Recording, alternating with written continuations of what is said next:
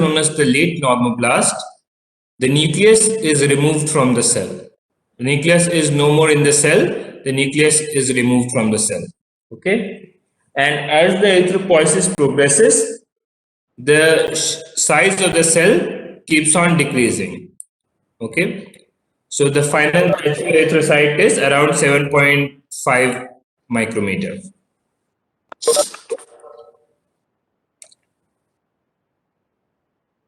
Now coming to factor affecting erythropoiesis, what are the factors that regulates or control or affects erythropoiesis? Okay, so you have the major factor that control erythropoiesis is a hormone which is known as erythropoietin.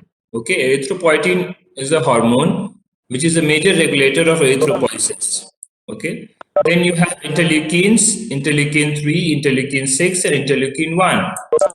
Okay, IL-3, IL-6, IL-1. Now this is written in the order of importance. ठीक है, ऐसा हो सकता था कि हम interleukin 1 को पहले लिखते, फिर 3 लिखते, फिर 6 लिखते in the normal numerical pattern, but interleukin 3 is most important for erythropoiesis, then interleukin 6 and then interleukin 1. So it is written in that way. Then you have iron, which is necessary for the formation of hemoglobin. Then vitamin B12, folic acid and vitamin C.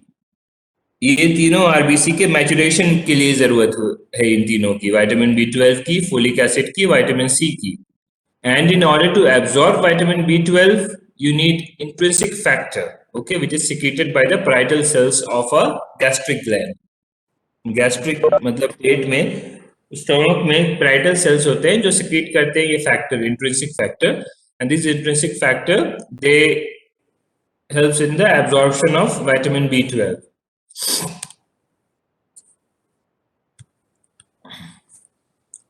ठीक है, now erythropoietin when is erythropoietin secreted? ठीक है, erythropoietin normally तो आपके body में हमेशा कुछ amount में, माइन्यूट अमाउंट में सिक्रीट होता है, और उसके सिक्रीशंस बढ़ते कब है? When the secretion of erythropoietin is increased. So the secretion of erythropoietin is increased during hypoxia. Hypoxia क्या होता है? What is hypoxia? Decrease in the partial pressure of oxygen is hypoxia. ठीक है, ऑक्सीजन के partial pressure यानी कि atmosphere में oxygen की कमी होगी उसे हाइपोक्सिया बोलते हैं. तो जब ऑक्सीजन की कमी होगी तो आरबीसी का प्रोडक्शन बॉडी को बढ़ाना पड़ता है कि ज्यादा ऑक्सीजन कैरी हो सके, तो उसमें फिर एरिथ्रोपोइटिन की सिक्रीशन हो जाती है. हाई ऑल्टीट्यूड में एरिथ्रोपोइटिन का सिक्रीशन बढ़ता है. हाई ऑल्टीट्यूड में सेम रीजन है, हाई ऑल्टीट्यूड में हाइपोक्सिया होता है तो ऑक्सीजन की पार्शियल प्रेशर की कमी होती है हाई ऑल्टीट्यूड में, तो there is an hypoxia, and because of which erythropoietin secretion is increased. Then in anemia का मतलब होता है there is decrease in number of RBC, तो उसमें भी erythropoietin का secretion बढ़ जाता है in order to increase the number of RBC. Then in lung or heart disease, catecholamines are certain hormones, prostaglandins, androgens. These are hormones. These last three, catecholamines, prostaglandins, and androgens. They are hormones which increase the production of erythropoietin. Androgens are male hormones, testosterone. So इसीलिए males में RBC थोड़े ज्यादा होते हैं, ये हमने पहले पढ़ा था. There is slightly more RBC in males because androgen it stimulates the production of RBC through erythropoietin. Okay, and when erythropoietin is released it increases the, or basically it increases the speed of formation of RBC. Normally RBC formation में तकरीबन 7 दिन लगते हैं. Okay, RBC formation normally takes 7 days. ठीक है, अगर पीछे आपने एरिथ्रोपोइसिस का ग्राफ देखो, अगर आप ये ग्राफ, तो it takes around 7 days for an RBC to completely mature and get produced. Okay, from day 1 ये day 7 आ गया, so it requires 7 days for RBC to be produced, but under the effect of erythropoietin, RBC is produced in 2 to 3 days only. Okay, now 90% of the RBC is erythropoietin is produced by the renal tubular cells of the kidney. ठीक है, तो majority of the erythropoietin जो है वो kidney में produce होता है. 10% is formed in the liver, hepatic cells and Kupffer cells. So majority of the RBC अगर erythropoietin अगर कहीं पूछा जाए site of production of erythropoietin, तो majority is produced in the renal tubular cells of the kidney.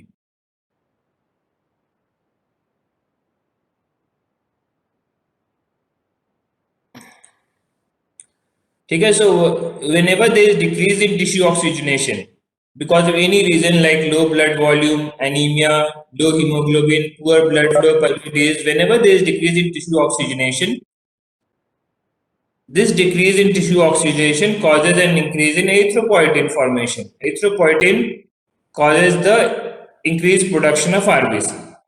Okay.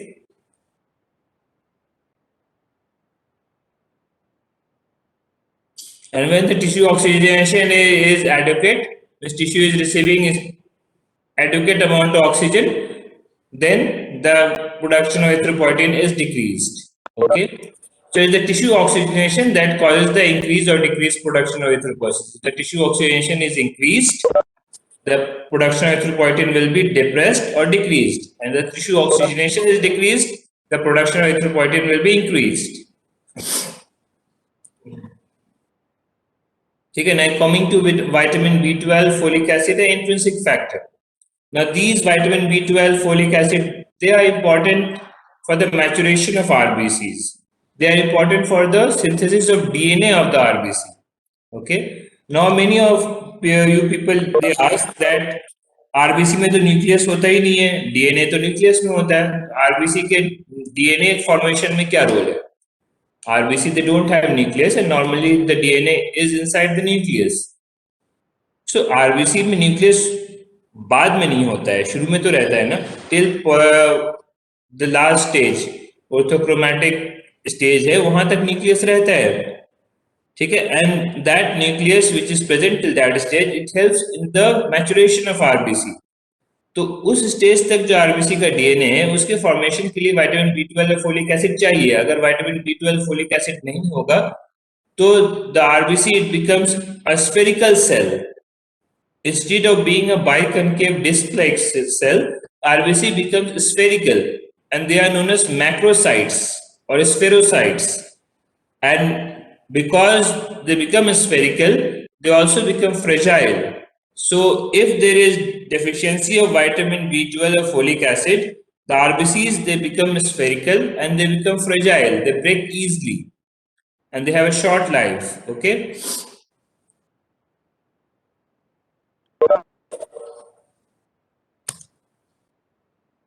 This you don't need. So this was the question that we earlier had in the session. Which dietary component is needed for synthesis of DNA? Yes. Sir वो vitamin B12 और folic acid का और एक बार बता दीजिए ना, क्या काम होता है? विटामिन B12 और फोलिक एसिड आरबीसी के डीएनए के मैचुरेशन में रोल प्ले करता है.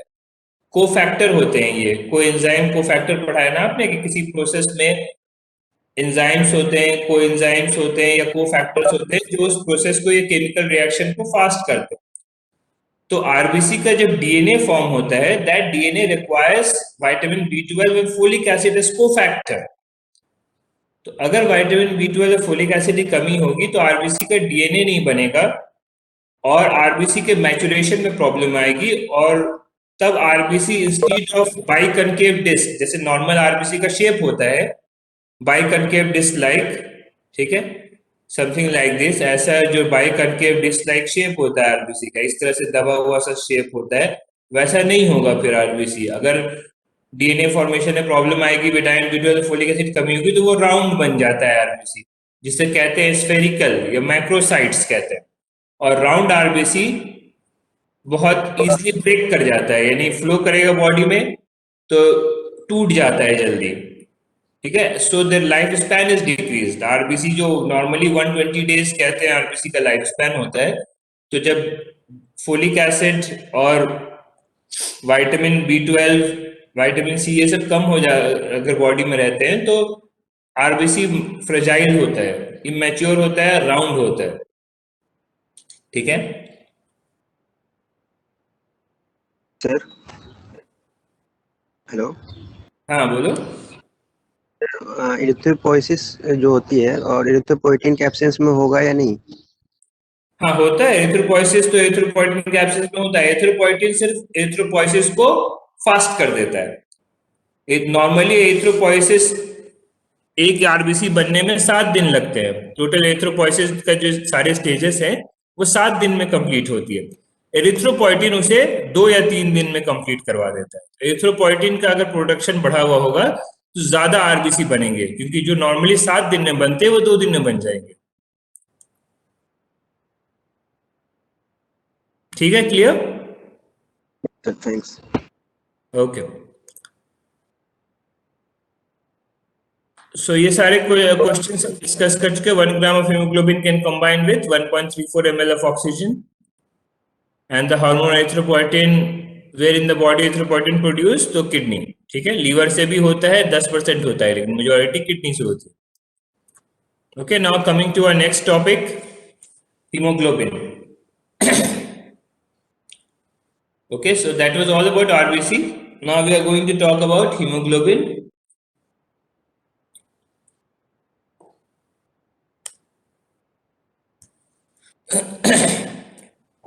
So our learning objective for the session will be describe the structure of hemoglobin. Hemoglobin किस तरह बनता है, कैसा होता है उसका structure, the synthesis of hemoglobin, how it is produced,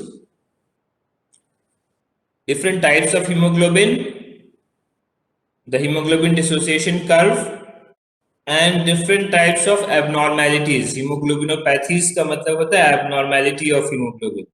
So different type of abnormality of hemoglobin. So these are our learning objectives. We are going to cover the following things.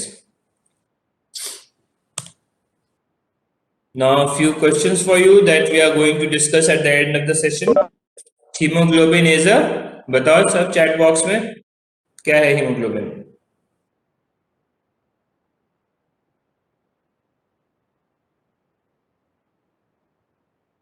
Okay, सबने लिखा B.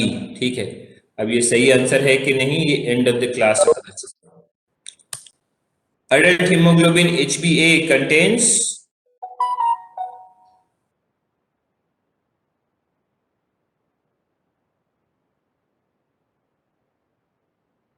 okay, fine. Hemoglobin molecule can carry how many molecules of oxygen?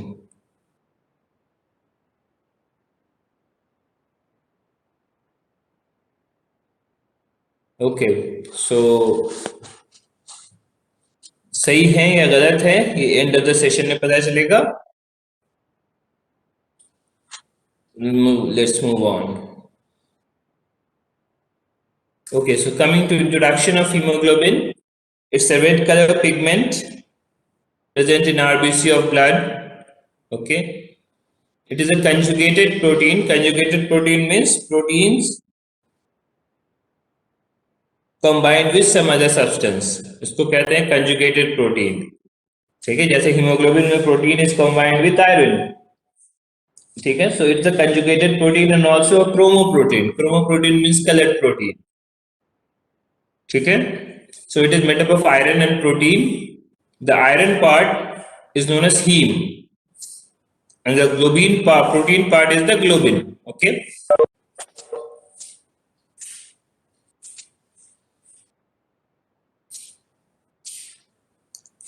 ठीक है। So haemoglobin में 2 part होते हैं, जैसा कि उसका नेम ही सजेस्ट करता है, एक हीम होता है, एक ग्लोबिन होता है। Globin is the protein part and haem is the iron part.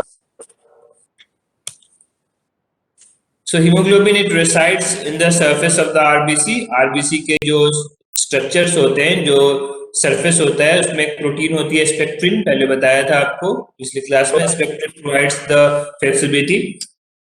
तो आरबीसी के मेम्ब्रेन जो बना होता है वो एक मेशवर्क टाइप होता है, उसी के बीच बीच में हीमोग्लोबिन रहता है। ठीक है, जो प्रोटीन फ्रेमवर्क होता है आरबीसी के स्ट्रक्चर का, बॉडी का, उसी के बीच बीच में हीमोग्लोबिन रहते हैं।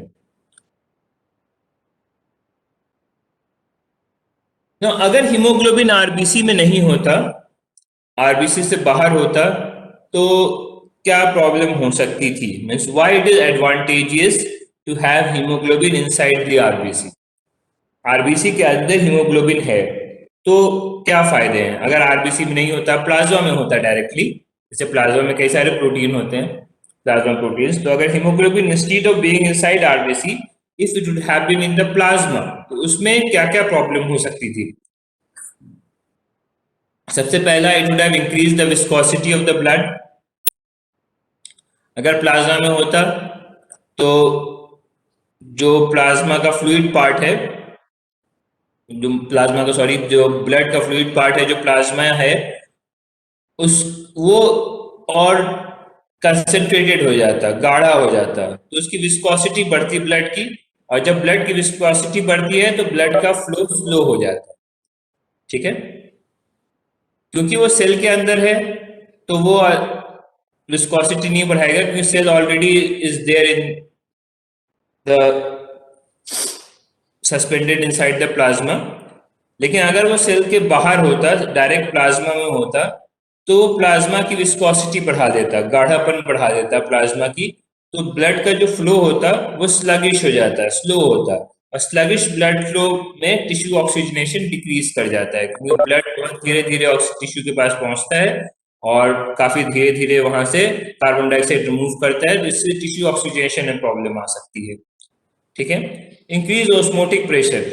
अगर वो प्लाज्मा में होता तो वो एज अ सॉल्यूट बिहेव कर रहा होता, तो प्लाज्मा का ऑस्मोटिक प्रेशर इंक्रीज कर जाता, तो बाहर से और वाटर इस कैपिलरी के अंदर आता, तो इससे बॉडी का वाटर बैलेंस थोड़ा गड़बड़ा सकता है। जो अभी एक होम्योस्टेसिस मेंटेन है उसमें थोड़ी गड़बड़ हो सकती थी, कि अगर प्लाज्मा में होता तो ऑस्मोटिक प्रेशर प्लाज्मा का इंक्रीज करवा देता है। ठीक है, उसके बाद rapid destruction by reticuloendothelial system. Reticuloendothelial system जो है वो बेसिकली एक फिल्टर का काम करता है, जहां से ब्लड फिल्टर आउट होके जाता है, और उसमें कई सारे सेल वहां डिस्ट्रॉय भी होते हैं। तो अगर हीमोग्लोबिन डायरेक्ट प्लाज्मा में होता, there are chances that it have been destroyed by the reticuloendothelial system. ठीक है, plus there is a chance of haemoglobinuria. ठीक है, नॉर्मली प्रोटीन्स फिल्टर आउट नहीं होते हैं किडनी से, लेकिन some amount of proteins can be filtered if the kidney is not working properly. So उस कंडीशन में हीमोग्लोबिन फिल्टर आउट होता है, तो हीमोग्लोबिन यूरिन में पहुंचता है, इसे हीमोग्लोबिनूरिया बोलते हैं। सो हीमोग्लोबिन का जो है वो लॉस होता है बॉडी से। ठीक है, इतने सारे रीजंस हैं अगर हीमोग्लोबिन प्लाज्मा में होता तो। ठीक है, लेकिन इस वजह से वो आरबीसी में है। ठीक है, तो if haemoglobin would have been present in the plasma, the disadvantages would have been this. Clear?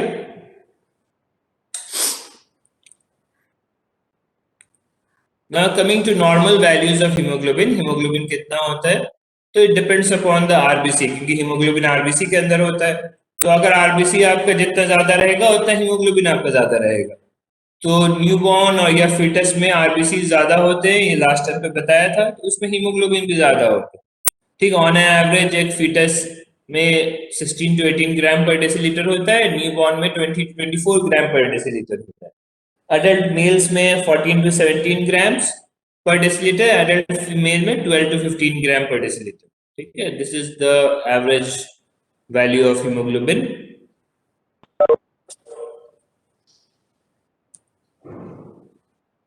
Now coming to functions of haemoglobin. Haemoglobin का काम क्या है, ये ऑलमोस्ट आप लोग सब जानते हैं। ठीक है, the function of haemoglobin first and foremost is gaseous transport. ठीक है, so haemoglobin transport oxygen from the lungs to peripheral tissue, यानी लंग से सारा ऑक्सीजन लेके ये टिश्यू तक पहुंचाते हैं कंबाइन करके, और कार्बन डाइऑक्साइड टिश्यू से उठा के लंग्स तक पहुंचाते हैं।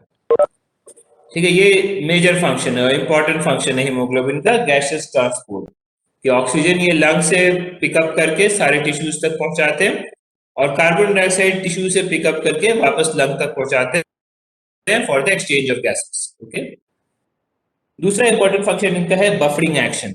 Haemoglobin is an excellent buffer, they prevent change in the pH of the body.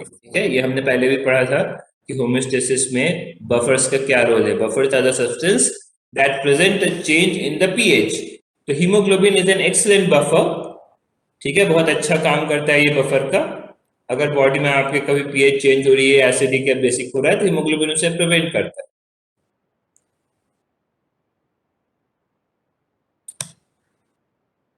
Okay, so now coming to structure of hemoglobin. Now, as already been told, hemoglobin consists of two parts, the heme part and the globin part. Heme is the iron-containing part and the globin is the protein. So the question that we had, hemoglobin is a tetramer. ठीक है, तो आप सबने सही जवाब दिया था, hemoglobin tetramer है, ठीक है, मतलब 4 चेन होते हैं। टेट्रा मीन्स 4, मर मीन्स द चेन, तो 4 चेन होते हैं हीमोग्लोबिन में, so haemoglobin is a tetramer. Now each hemoglobin molecule consists of 4 heme group and 1 globin molecule, but there is a catch here, जो एक ग्लोबिन मॉलिक्यूल होता है वो भी 4 चेन का बना होता है, ठीक है। एक ग्लोबिन मॉलिक्यूल में नॉर्मली 2 डिफरेंट टाइप के चेन्स होते हैं इन पेयर्स। जैसे हमारे अडल्ट हीमोग्लोबिन में 2 अल्फा होते हैं, 2 बीटा होते हैं, तो ये 2 अल्फा 2 बीटा मिलके एक ग्लोबिन मॉलिक्यूल बनाते हैं, ठीक है। So each haemoglobin molecule consist of 4 haem group, यानी 4 iron containing part and 1 globin molecule, and 1 globin molecule is formed of 4 chains, ठीक है। इस तरह का ये हीमोग्लोबिन का स्ट्रक्चर है। ये जो छोटे छोटे बटन की तरह दिख रहे हैं आपको हीमोग्लोबिन के बीच में, यहाँ पर ये वाला दिख रहा है, फिर ये एक दिख रहा है, फिर 2 ये पीछे छुपे हुए हैं, यहाँ पर येलो येलो साइड दिख रहे हैं, ये हीम है, ठीक है। ये जो yellow yellow button like structures दिख रहे हैं, दीज आर द हीम्स, ठीक है। और ये एक हीम का स्ट्रक्चर यहाँ पे दिखाया है, नॉर्मली ऐसा होता है, बीच में आयरन होता है और उसके चारों तरफ ये रिंग्स होती है जिसको पायरोल रिंग बोलते हैं, ठीक है। सो हीम का स्ट्रक्चर होता है आयरन प्लस पायरोल रिंग्स। ये रिंग दिख रही है आयरन के चारों तरफ, nitrogen containing ring, benzene type की रिंग दिख रही है, ये पायरोल रिंग्स कहलाती है। ये पायरोल रिंग्स सब एक दूसरे से कनेक्टेड होती है और सबके बीच में एक आयरन होता है। So this pyrrole ring plus iron is known as the heme. ऐसे 4 हीम्स होते हैं, ये आपको येलो येलो बटन की तरह दिख रहे हैं, ये 4 होते हैं। Each haem is attached to 1 chain of the globin molecule. एक ग्लोबिन मॉलिक्यूल में 4 चेन होते हैं, जैसे और पेयर्स में एग्जिस्ट करते हैं, जैसे ये अल्फा चेन, 2 अल्फा चेन दिख रहे हैं आपको, 2 बीटा चेन दिख रहे हैं, तो 4 चेन होते हैं, हर चेन के साथ एक हीम मॉलिक्यूल अटैच होता है। So there is the complete hemoglobin structure. You have the globin chains which are 4 in number in pairs, और हर एक चेन के साथ एक हीम मॉलिक्यूल अटैच होता है, ठीक है। और हीम का स्ट्रक्चर क्या होता है, iron plus the pyrrole ring. Clear? किसी को अगर नहीं समझ में आए तो most welcome to ask, chat में पूछ लीजिए, ऐसे पूछ लीजिए, अगर नहीं समझ में आए तो पूछ लीजिए, ठीक है।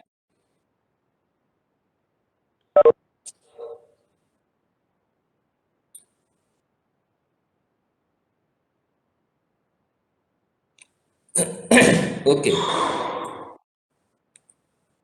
so this is the hemoglobin molecule.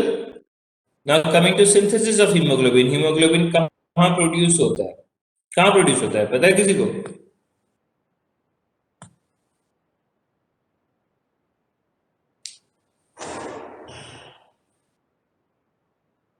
ठीक है, synthesis it begins in the, जैसे हमने पिछले टर्म में पढ़ा था कि हीमोग्लोबिन जो है सेल में आ जाता है पॉलीक्रोमैटोफिलिक एरिथ्रोब्लास्ट स्टेज में, ठीक है। In the polychromatophilic erythroblast stage the haemoglobin appears in the cell, ठीक है। But the process of formation of haemoglobin begins in the proerythroblast, ठीक है। जो प्रोएरिथ्रोब्लास्ट स्टेज है वहीं से हीमोग्लोबिन का फॉर्मेशन स्टार्ट होता है, पर फॉर्मेशन कंप्लीट कब होता है, पॉलीक्रोमैटोफिलिक एरिथ्रोब्लास्ट स्टेज में। पॉलीक्रोमैटोफिलिक एरिथ्रोब्लास्ट स्टेज में हीमोग्लोबिन का फॉर्मेशन कंप्लीट हो जाता है, वो सेल में अपीयर हो जाता है।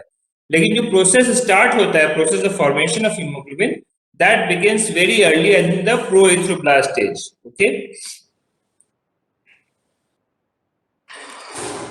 Now the two parts of the hemoglobin, that is heme and globin, they are produced at two different sites inside the cell. ठीक है, हीम जो होता है, जो आयरन कंटेनिंग पार्ट है, वो साइटोसोल और माइटोकॉन्ड्रिया यानी साइटोप्लाज्म के अंदर, साइटोप्लाज्म की जो फ्लूइड होती है उसको साइटोसोल बोलते हैं। तो साइटोसोल के अंदर और माइटोकॉन्ड्रिया में प्रोड्यूस होता है हीम, और ग्लोबिन जो है वो क्योंकि प्रोटीन है तो it is produce in the ribosomes. Ribosomes are the cell organelles responsible for the production of proteins. Basically, the rough endoplasmic reticulums जो होते हैं ना, उसमें राइबोसोम्स लगे होते हैं. तो ribosomes are the site of production of proteins. ठीक है, तो ग्लोबिन का प्रोडक्शन राइबोसोम में होता है और हीम का प्रोडक्शन साइटोसोल और माइटोकॉन्ड्रिया में होता है. Now this two production they are well synchronised, मतलब जितना अमाउंट अमाउंट का ग्लोबिन भी बन रहा होगा राइबोसोम में, क्योंकि अल्टीमेटली ये दोनों कंबाइन करते हैं. हीम आता है, ग्लोबिन से कंबाइन करता है. So the production is well synchronised. जैसे हीम बन रहा है साइटोसोल और माइटोकॉन्ड्रिया में, उसी वक्त राइबोसोम में ग्लोबिन बन रहा होता है.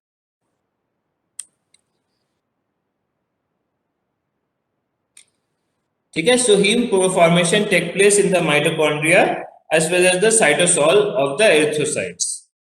ठीक है, ये प्रोसेस है हीम बनने का. The process of haem formation begins with the amino acid glycine and succinyl coenzyme A. Two succinyl coenzyme A and two glycine combine together, and after multiple stages they give rise to pyrrole. ठीक है, pyrrole ring बनाते हैं two succinyl coenzyme A and two glycine. Now 4 pyrroles they join together and form a ring known as protoporphyrin 9, और जिसे हम टेट्रापायरोल भी बोलते हैं. ठीक है, 4 पायरोल रिंग आपस में कंबाइन कर जाती है. ठीक है, इसे हम टेट्रापायरोल भी बोलते हैं या प्रोटोपोरफायरिन 9 भी बोलते हैं. और जब आयरन इस प्रोटोपोरफायरिन 9 से कंबाइन कर जाता है तो बनता है हीम, जो ऐसा स्ट्रक्चर है जो आपको पहले भी दिखाया था. ठीक है, ये 4 जो कॉर्नर में दिख रहे हैं ये पायरोल रिंग है. ये 4 पायरोल रिंग जब आपस में कंबाइन कर जाते हैं तो ये बनाते हैं टेट्रापायरोल, या जिसे प्रोटोपोरफायरिन 9 भी बोलते हैं. प्रोटोपोरफायरिन 9 में जब आयरन कंबाइन हो जाता है तो वो हीम बन जाता है. ठीक है, clear? So the production of haemoglobin, the haem part of the haemoglobin begins with succinyl coenzyme A and glycine. Two succinyl coenzyme A and two glycine combine together, and after multiple stages, बीच में कई सारे stage होते हैं, ऐसा नहीं कि सीधा combine करके पायरोल बना देते हैं, बट कई सारे स्टेज होते हैं बीच में. So after multiple stages, two succinyl coenzyme A and two glycine give rise to pyrrole ring. 4 pyrrole ring they join together to form tetrapyrrole, जिसको प्रोटोपोरफायरिन 9 भी बोलते हैं. और जब आयरन प्रोटोपोरफायरिन 9 के साथ कंबाइन हो जाता है तो फिर वो हीम बन जाता है. This is a haem molecule, right? कोई इंटरेस्टेड नहीं है लगता है आज. सर. हाँ सर, बताएं. सर, वो जो टू सक्सिनल कोएंजाइम और प्लस 2 ग्लाइसिन में जो फॉर्म हुआ था ना सर, पायरोल वाला, हाँ, उसमें ओ ए और पी क्या रिप्रेजेंट कर रहे हैं सर? ए और पी, अरे वो अमाइनो चेन है और पॉलीपेप्टाइड चेन है, वो उसके एंड है, उसमें कुछ अटैच होंगे, वो ए और पी वो रिप्रेजेंट कर रहे हैं.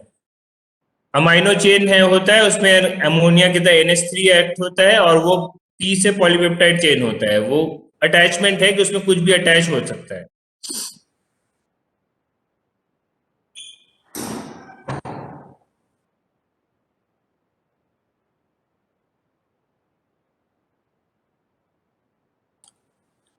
ठीक है, सो जो आयरन है उसके आउटर मोस्ट शेल में 6 इलेक्ट्रॉन्स होते हैं. ये कहा था फेरस फॉर्म में जब आयरन होता है तो 6 इलेक्ट्रॉन होते हैं. तो 4 इलेक्ट्रॉन जो हैं वो इस पायरोल रिंग के नाइट्रोजन के साथ कंबाइन कर जाते हैं. एन एन एन यहाँ पे 4 दिख रहा है आप लोगों को. सो 4 electrons of the iron they combine with this 4 nitrogen of the pyrrole. एक जो बचता है वो ग्लोबिन के साथ कंबाइन होने में यूज होता है। 1 binds to histidine amino acid of globin, यानी ये ग्लोबिन के साथ भी तो कंबाइंड होगा ना हीम। 4 हीम 4 ग्लोबिन से चिपके होते हैं। तो आयरन के पास 6 इलेक्ट्रॉन होता है आउटर शेल में, 4 तो इस नाइट्रोजन के साथ कंबाइन कर जाता है, 1 ग्लोबिन के साथ कंबाइन होता है, और एक जो बचा होता है वो ऑक्सीजन के साथ कंबाइन होता है। तो एक हीम जो है वो एक मॉलिक्यूल ऑफ ऑक्सीजन से कंबाइन करता है, और एक हीमोग्लोबिन में 4 ऐसे हीम पार्ट होते हैं। तो 1 haemoglobin molecule combines with 4 molecule of oxygen, ठीक है, क्योंकि एक हीमोग्लोबिन में 4 हीम होते हैं और एक हीम जो है वो एक ऑक्सीजन के साथ कंबाइन करता है। तो एक haemoglobin molecule 4 molecule of oxygen के साथ कंबाइन कर सकता है, ठीक है।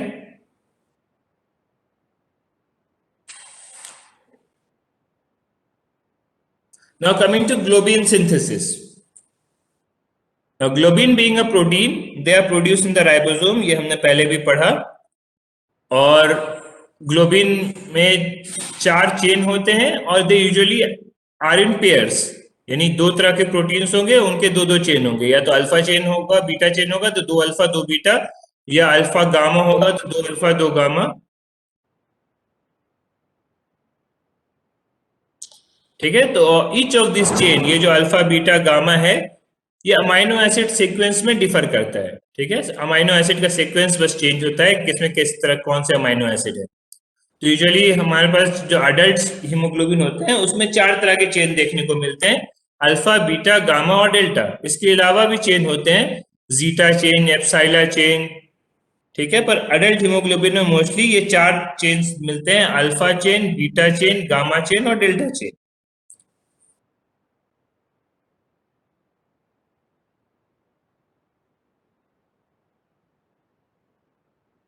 ठीक है। So one hemoglobin molecule contain 4 iron atoms, 4 heme part होते हैं, and each carry 1 oxygen, so the total hemoglobin can carry 4 molecule of oxygen, ठीक है। एक hemoglobin में 4 हीम होते हैं लगे हुए, एक हीम जो है एक ऑक्सीजन के साथ बाइंड कर सकता है, तो 4 हीम 4 के साथ बाइंड करेगा, तो total 1 hemoglobin molecule can carry 4 molecule of oxygen और कार्बन डाइऑक्साइड। जब वो ऑक्सीजन निकल जाता है तो ऑक्सीजन की जगह कार्बन डाइऑक्साइड आ जाता है, तो वो भी उतने ही इससे कंबाइन हो सकते हैं।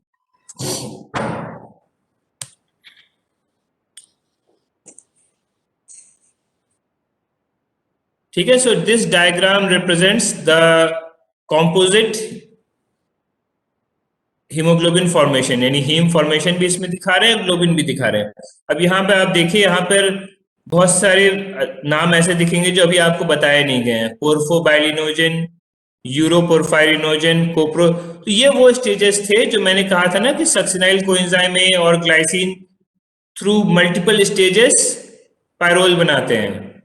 तो ये मल्टीपल स्टेजेस हैं, ठीक है।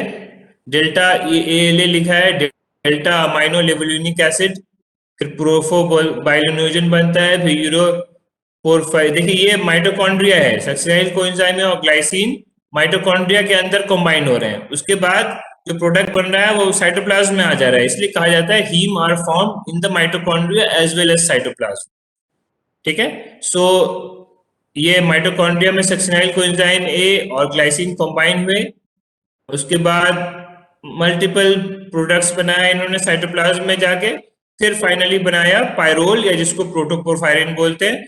4 पायरोल कंबाइंड हो जाते हैं तो प्रोटोपोरफायरिन 9 रिंग बनाते हैं या टेट्रापायरोल बनाते हैं, और जब आयरन टेट्रापायरोल के साथ कंबाइंड होता है तो हीम बन जाता है, ठीक है।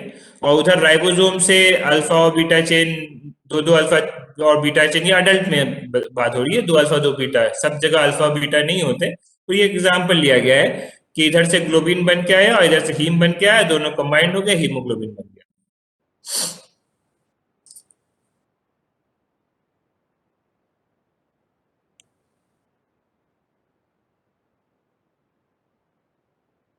चलो, ये आप बायोकेमिस्ट्री में भी पढ़ेंगे, एक डिजीज होती है पोर्फायरिया। जी, कोई कुछ कहना चाह रहा है? सर वो ट्रांसफेरिन साइकिल क्या है ऊपर? Transferrin is a protein that binds with iron, iron को कैरी करता है, वो साइकिल नहीं है। ट्रांसफेरिन एक प्रोटीन है जो बॉडी में आपके आयरन को बाइंड करके उनको इधर से उधर मूव कराता है। आयरन कंबाइंस ट्रांसफेरिन साइकिल का मतलब जो यहाँ पे दिख रहा है ना, मतलब ये है कि ये ट्रांसफेरिन सेल के अंदर गया, उसने आयरन को छोड़ा और फिर ये ट्रांसफेरिन वापस निकल गया। ये ट्रांसफेरिन का साइकिल ये है, मतलब ये ट्रांसफेरिन अब वापस फिर से अपना साइकिल बनाएगा, फिर बाहर निकलेगा, फिर आयरन के साथ कंबाइन करेगा, फिर आयरन को लेके आएगा सेल के अंदर, आयरन को रिलीज करेगा और फिर बाहर चला जाएगा। ठीक है, transferrin is a protein that binds with iron and it moves the iron from one part two other और इनसाइड द सेल। जब वो आयरन को इनसाइड द सेल लेके आ गया, उसने आयरन रिलीज किया, वो निकल गया, फिर उसकी अपनी अलग साइकिल होगी, फिर जाएगा आयरन को बाइंड करेगा, फिर लाएगा।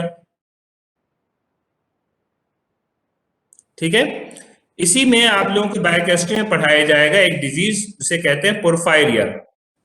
ये जो प्रोडक्शन में जब प्रॉब्लम आती है तो पोर्फायरिन्स, ये सब पोर्फायरिन्स हैं, ये बॉडी में एक्युमुलेट हो जाते हैं, उसे पोर्फायरिया बोलते हैं। ठीक है, वो अभी फिजियोलॉजी का पार्ट नहीं है, so I won't go into detail of that, वो आप लोगों को बायोकेमिस्ट्री में पढ़ाया जाएगा। ठीक है, now coming two types of haemoglobin. So depending upon the globin chain, ठीक है, ग्लोबिन चेन हीमोग्लोबिन में अलग अलग हो सकते हैं। जैसे मैंने बताया कि ग्लोबिन चेन 4 चेन का बना होता है ग्लोबिन, जो पेयर्स में एग्जिस्ट करते हैं। 2 एक तरह के होंगे, 2 दूसरे तरह के होंगे। ठीक है, अल्फा चेन हो सकता है, बीटा चेन हो सकता है, अल्फा चेन हो सकता है, डेल्टा चेन हो सकता है। So depending upon the chain कि ग्लोबिन में कौन सा चेन है, उससे हीमोग्लोबिन डिफर कर जाता है, अलग अलग हीमोग्लोबिन हो जाते हैं। Different types of haemoglobin, they are because of the different types of globin chain. Haem सब में सेम होता है, हीम कोई डिफरेंट नहीं होता है। जितनी भी तरह के आप हीमोग्लोबिन ले ले, उसमें हीम सेम होगा, हीम का स्ट्रक्चर सेम होगा, हीम सेम होगा। जो ग्लोबिन के चेन्स होंगे वो डिफरेंट होंगे। ठीक है, तो डिफरेंट टाइप ऑफ हीमोग्लोबिन्स होते हैं। जैसे एम्ब्रॉयनिक हीमोग्लोबिन है। एम्ब्रॉयनिक मतलब जब एम्ब्रियो होता है, जब बच्चा फिटस में होता है, फर्स्ट 3 मंथ्स जो मीजोब्लास्टिक स्टेज था, यानी जहां आरबीसी जो है योग सैक प्रोड्यूस कर रहा था, उस वक्त जो आरबीसी होते हैं, जो योग सैक वाले होते हैं और जो न्यूक्लिएटेड होते हैं, उनके अंदर होता है ये एम्ब्रॉयनिक हीमोग्लोबिन, जिसे हम गोवर्स हीमोग्लोबिन भी बोलते हैं। ठीक है, एम्ब्रॉयनिक हीमोग्लोबिन का दूसरा नाम है गोवर्स। ठीक है, embryonic haemoglobin is also known as Gowers haemoglobin. इसके अंदर कौन सा चेन होता है? Zeta 2 and epsilon 2। ठीक है, ये जो साइन है ये जीटा है। तो embryonic haemoglobin have 2 zeta chain, 2 zeta and 2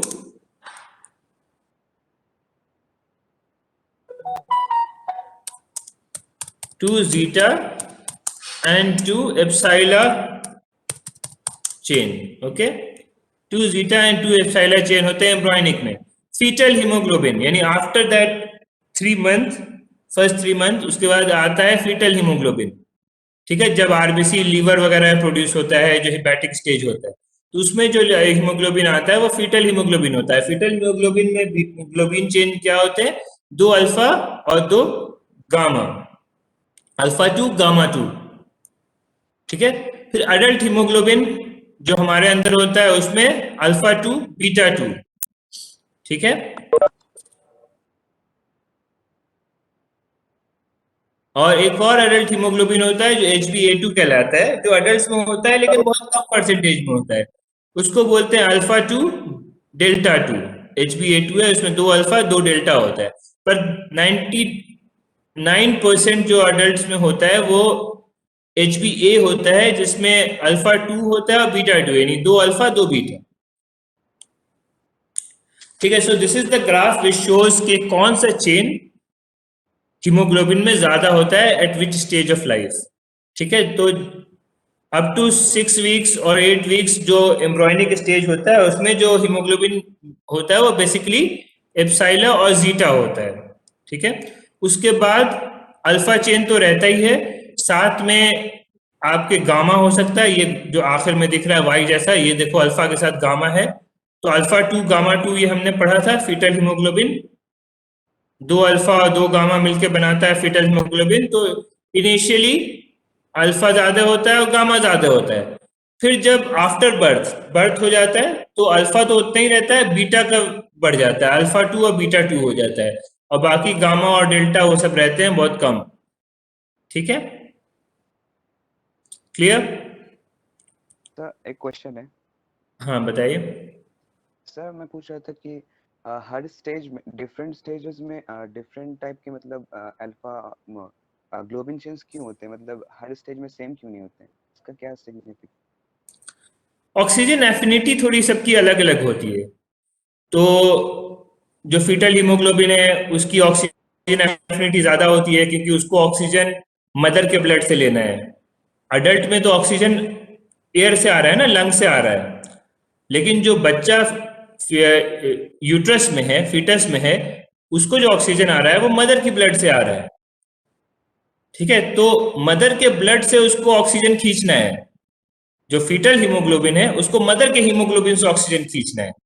तो फीटल हीमोग्लोबिन की ऑक्सीजन एफिनिटी ज्यादा होनी चाहिए मदर के हीमोग्लोबिन से, तभी वो ऑक्सीजन फीटल हीमोग्लोबिन मदर के हीमोग्लोबिन से खींचेगा।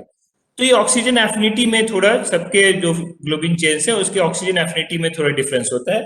फीटल हीमोग्लोबिन की ऑक्सीजन एफिनिटी ज्यादा होती है, ऑक्सीजन से बाइंडिंग पावर ज्यादा होती है उसकी। ठीक है, क्योंकि उसको मदर के हीमोग्लोबिन से ऑक्सीजन खींचना है। तो depending upon the globin chain, कौन से ग्लोबिन चेन के साथ आयरन किस स्ट्रक्चर में, कि सिर्फ आयरन के एक इलेक्ट्रॉन से ऑक्सीजन कंबाइन कर जाएगा उससे नहीं होता है। आयरन उसका स्ट्रक्चर भी होता है कि स्ट्रक्चर कैसा है, लीनियर स्ट्रक्चर है, डिस्टॉर्टेड स्ट्रक्चर है, वो उसके केमिस्ट्री में जाना पड़ेगा कि किस आयरन के साथ ऑक्सीजन ज्यादा तेजी के साथ कंबाइन करता है। ठीक है, तो depending upon the globin chain थोड़ी एफिनिटी वैरी करती रहती है। तो जो फीटल हीमोग्लोबिन वगैरह होते हैं एम्ब्रियोनिक, उनकी ऑक्सीजन एफिनिटी ज्यादा होती है एज कंपेयर टू एडल्ट। ठीक है, now okay sir, thank you sir. हाँ ठीक है, अगर आपको और कुछ समझ में ना आए डिटेल तो आप बाद में मुझसे व्हाट्सएप पे पूछ लीजिए। ठीक है, I will let you know. ठीक है, so one haem binds with one molecule of oxygen, ये हमने पढ़ाया है। सो a hemoglobin molecule contain 4 heme molecule, so one hemoglobin molecule can bind with 4 molecule of oxygen.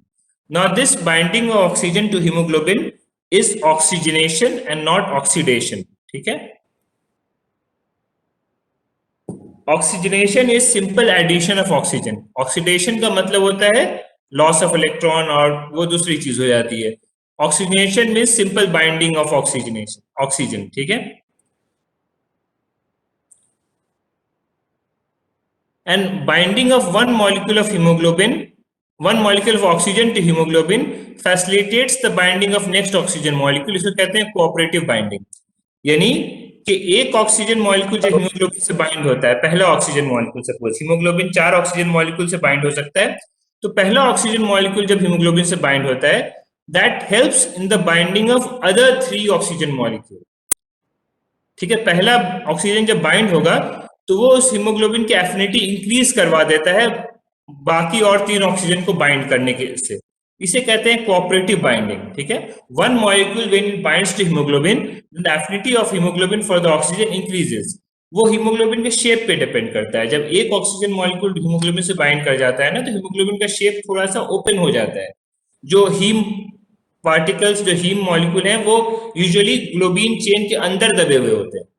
ठीक है, वो घुसे हुए होते हैं अंदर ग्लोबिन के। तो जब एक ऑक्सीजन बाइंड कर जाता है तो उसका शेप थोड़ा ओपन हो जाता है, बाकी हीम मॉलिक्यूल भी थोड़ा बाहर निकल आते हैं, तो उनसे ऑक्सीजन और कंबाइन हो जाता है। इसे कहते हैं कोऑपरेटिव बाइंडिंग। ठीक है, so now this cooperative binding is responsible for the sigmoid shape oxygen dissociation curve। Oxygen dissociation curve क्या होता है? हीमोग्लोबिन और ऑक्सीजन के बीच का एक कर्व बनाते हैं कि हीमोग्लोबिन का कंसेंट्रेशन कितना है और ऑक्सीजन से उसकी बाइंडिंग कितनी है, ये है कर्व। ठीक है, यानी ऑक्सीजन की वैल्यूज बताई जा रही हैं और कितना ऑक्सीजन हीमोग्लोबिन के साथ बाइंड हो रहा है, यानी सैचुरेशन ऑफ हीमोग्लोबिन बताई जा रही है वाई एक्सिस पे। This is known as oxy haemoglobin dissociation curve, या सिंपल हम कहते हैं हीमोग्लोबिन डिसोसिएशन कर्व। ठीक है, यानी ऑक्सीजन एटमॉस्फेयर में कितना है या आपके ब्लड में कितना है, ये पार्शियल प्रेशर ऑफ ऑक्सीजन कितना है और हीमोग्लोबिन के साथ वो कितना कंबाइंड हो रहा है। ठीक है। तो ये ऑक्सी हीमोग्लोबिन डिसोसिएशन कर्व है। ये देखो ये लीनियर नहीं है, मतलब ये एक स्ट्रेट लाइन नहीं है, ऐसा नहीं कि ऐसे करके है ये, ठीक है। एक स्ट्रेट लाइन हो सकता था ना ये, लाइक दिस, एक सिंपल सा ऐसे स्ट्रेट लाइन हो सकता था ये, पर ये स्ट्रेट लाइन नहीं है, ये थोड़ा सा ऐसे कर्व सा है, इसी कहते हैं सिग्मॉइड शेप। तो because of the cooperative binding, यानी कि एक हीमोग्लोबिन जब बाइंड हो रहा है तो वो एक ऑक्सीजन जब बाइंड हो रहा है तो वो दूसरे ऑक्सीजन को हेल्प कर रहा है बाइंड करने में, इसे कोऑपरेट, इस वजह से ये जो ग्राफ है ये सिग्मॉइड शेप है, ठीक है, वो स्ट्रेट लाइन नहीं है। क्योंकि सिग्मॉइड शेप का मतलब ये देखो यहां से ऊपर उठ रहा है। अगर सिग्मॉइड का मतलब आप देखना चाहोगे तो मतलब है कि ये पहले ऐसे था, उसके बाद ये ऊपर उठ गया, यानी कि at that same pressure of oxygen haemoglobin की कंबाइनिंग ज्यादा हो रही है। इसी, अगर इस 30 को लेते आप अगर, और अगर ये स्ट्रेट लाइन रहती तो उसकी हीमोग्लोबिन की जो ऑक्सीजन से कॉम्बिनेशन है वो कम होती स्ट्रेट लाइन पे, लेकिन ये लाइन ऊपर उठ रही है, इसका मतलब कि उसी लेवल पे कंबाइनिंग ज्यादा हो रही है, एफिनिटी बढ़ी हुई है। तो इस कोऑपरेटिव बाइंडिंग की, एक ऑक्सीजन जब हीमोग्लोबिन से बाइंड होता है तो वो दूसरे ऑक्सीजन के लिए बाइंडिंग को इजी कर देता है, हीमोग्लोबिन की एफिनिटी को बढ़ा देता है। इसी वजह से ये जो ग्राफ है ये सिग्मोइडल हो रहा है, यानी ऐसे ऊपर उठता हुआ ऐसे बन रहा है, ठीक है। तो इससे because the oxy haemoglobin dissociation curve is sigmoidal because of the cooperative binding, ठीक है। ये ऐसे करके ऊपर उठ के जा रहा है ना, instead of being a straight line.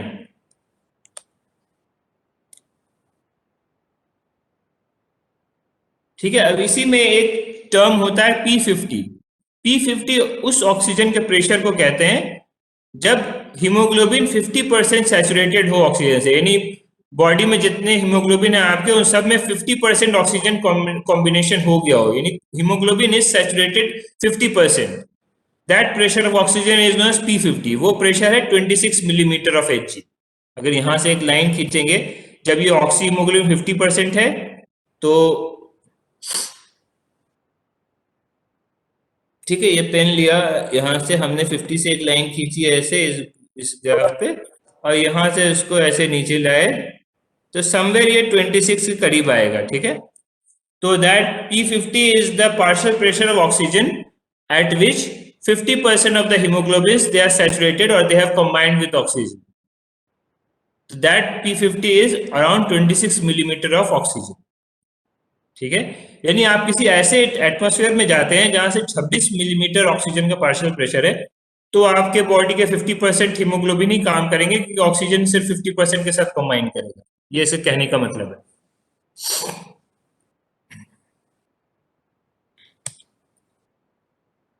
ठीक है, ये अभी छोड़िए, ये अभी आपके इसके है नहीं, लिव इट दिस, ये नहीं है। नाउ कमिंग टू हीमोग्लोबिनोपैथीज, यानी डिसऑर्डर ऑफ हीमोग्लोबिन, हीमोग्लोबिन की खराबी, ठीक है ना। Haemoglobinopathies are genetic disorder resulting in production of abnormal haemoglobin और insufficient quantities of normal haemoglobin. अगर हीमोग्लोबिन नॉर्मल है तो उसकी क्वांटिटी इनसफिशिएंट है, और अगर क्वांटिटी सफिशिएंट है तो उसके स्ट्रक्चर एबनॉर्मल है। इनको कहते हैं हीमोग्लोबिनोपैथीज, ठीक है। Genetic disorder characterised by production of abnormal haemoglobin और normal haemoglobin with abnormal quantity, insufficient quantity, ये हीमोग्लोबिनोपैथीज कहलाते हैं। तो हीमोग्लोबिनोपैथीज 3 तरह के होते हैं, सिकल सेल एनीमिया जिसको HbS बोलते हैं, मेथ हीमोग्लोबिनीमिया और थैलेसीमिया, ठीक है।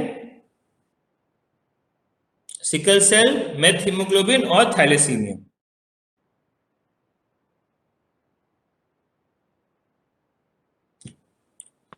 चलिए, will continue this in the next class. अब आप, टाइम हो चुका है तो आप लोग रिलैक्स करें, 5 मिनट का ब्रेक ले लो, उसके बाद आपकी अगली क्लास तो स्टार्ट हो ही जाएगी। तो will continue this in the next class. Thank you.